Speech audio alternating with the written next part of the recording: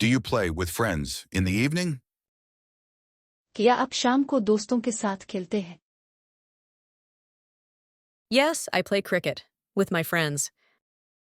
जी हाँ, मैं दोस्तों के साथ क्रिकेट खेलता हूँ। What time do you have dinner? आप रात का खाना कितने बजे खाते हैं? I have dinner at 8 p.m. मैं रात 8 बजे खाता हूँ। What do you do after dinner?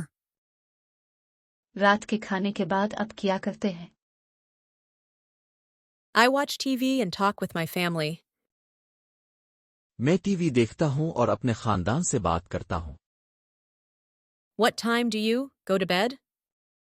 आप कितने बजे सोने जाते हैं?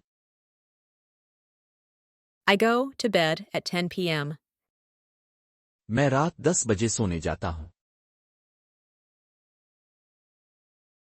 Do you read before sleeping?